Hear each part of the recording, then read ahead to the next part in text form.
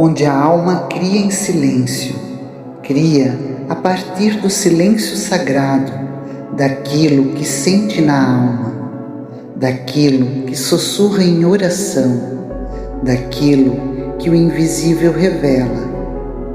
Em sintonia com o universo, caminha guiada pela energia, pelo sentir e pela luz que não faz barulho.